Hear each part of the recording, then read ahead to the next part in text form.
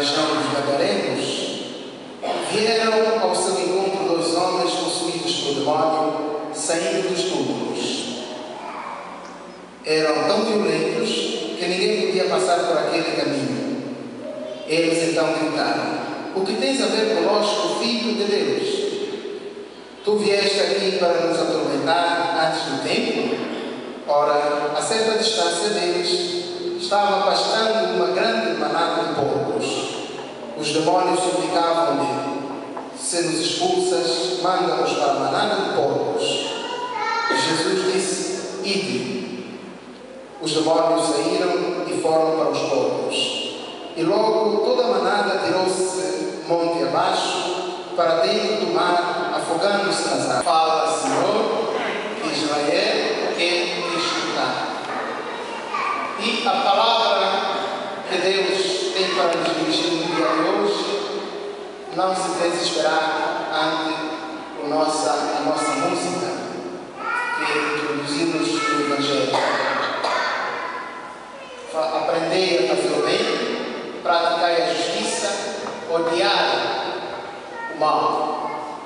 E esse mal pode ser entendido de várias formas. Pode ser mal mentira, mal traição, mal calúnia, mal fofoca. E para vocês crianças, pode ser mal fazer arte, fazer barulho na igreja,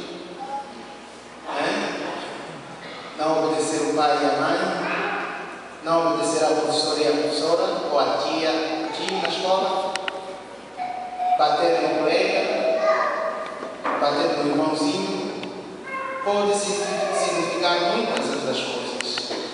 E hoje, essa palavra é dirigida a você, criança que está aqui, a você pequeno que está aqui, com a mamãe, com o papai. É necessário que nós aprendamos a fazer o bem. É necessário que cada um de vocês, crianças, cada um de nós, papás e mamás que estamos aqui, sempre optemos pelo bem. Evitar o mal e fazer o bem. Esta é a regra. Aliás, é fazendo o bem que todos nós nos identificamos com Deus.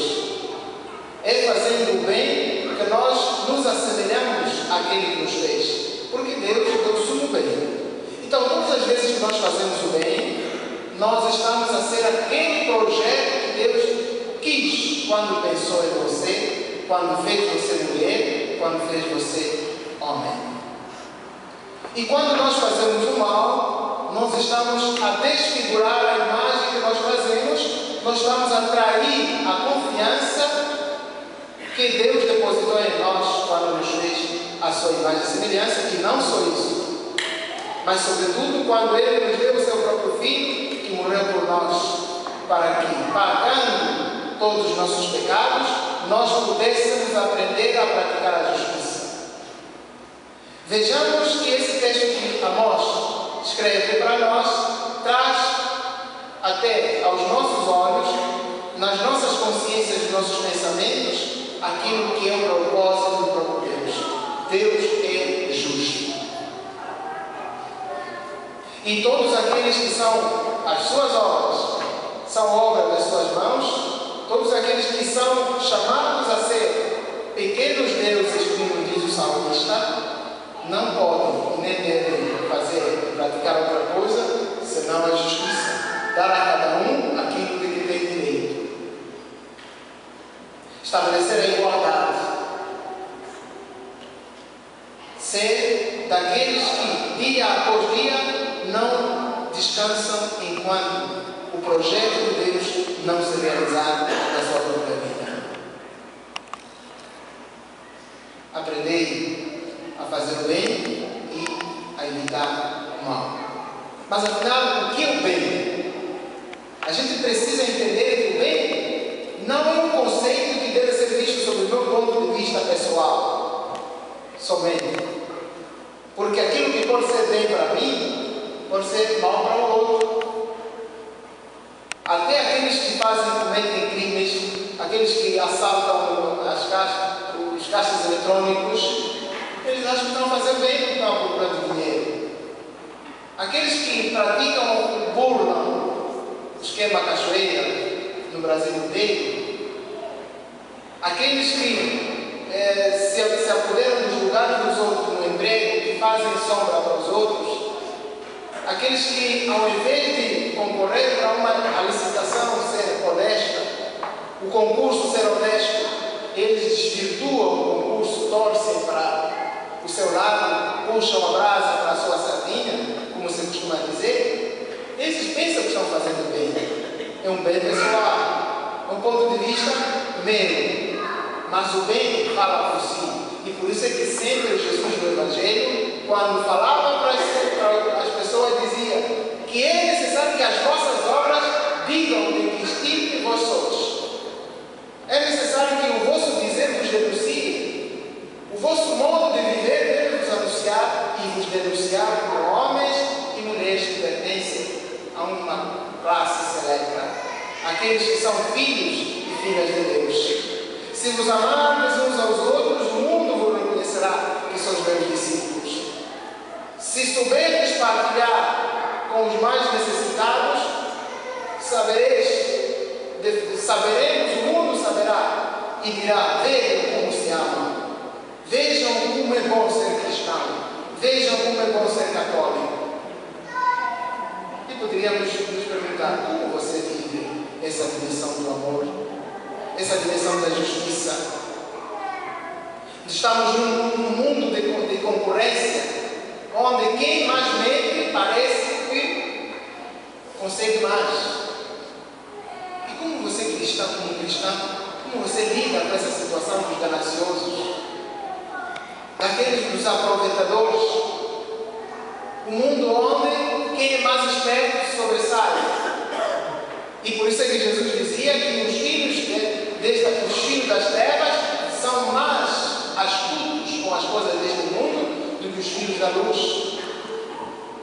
Jesus sabia disso tudo e por isso é que ele falava. E hoje Jesus veio para nos libertar, para nos tirar dessa situação toda. Ouçamos o que nos diz o Evangelho. Jesus vai para a região dos Gadarenos e se depara com 12 endemoniados. Se tivéssemos pego o texto de Marcos, porque o de hoje é uma réplica do texto de Marcos. Marcos fala só de um endemoniado. Vai ao encontro de Jesus. Hoje, no texto de Mateus, encontramos 12 endemoniados e, diante de Jesus, perguntam: o que engraçado que eles reconhecem? Conseguem detectar quem é Jesus? O que é que vieste fazer aqui na nossa região, ó Jesus, Filho de Deus? Vieste para nos perder? Nós sabemos quem tu és. Tu és o Santo de Deus. Tivéssemos pego o texto de Marcos. Sabemos quem tu és o Santo de Deus. Até os demônios reconhecem o poder de Jesus. Para dizer que nesse texto do Evangelho de hoje, nós poderíamos ter Jesus é bifocado. É visto Jesus sobre dois focos. O primeiro foco é o poder de Jesus. Jesus é o homem que tem poder, e o seu poder ultrapassa, domina sobre as forças do maligno. Ele impera sobre os espíritos impuros. Ele acalma a tempestade, num outro texto paralelo. Ele manda que o mar se acalme e a tempestade deixe de existir. Portanto, é o poder de Jesus que domina sobre o poder dos infernos, que domina sobre o mal, domina sobre tudo. E o segundo foco é de Jesus, que é libertador. Jesus que chega, liberta os homens, aqueles dois homens, e devolve-lhes a liberdade e a dignidade de homens que, equiparados com os outros homens, têm os mesmos direitos e a mesma dignidade. Jesus vai ao encontro dos pobres, dos excluídos, a região onde eles viviam é lá nos túmulos. E túmulo significa que as pessoas estão mortas. Afinal, esses endemoniados são todos nossos irmãos e irmãs excluídas. São aquelas pessoas tidas como inválidas. Se calhar, mamãezinha, que os netos e as pessoas mais jovens não fazem caso de você. Outro dia estava fazendo um programa de rádio, uma senhora ligou dizendo: pai, até os meus próprios filhos me abandonaram. O que é que eu faço?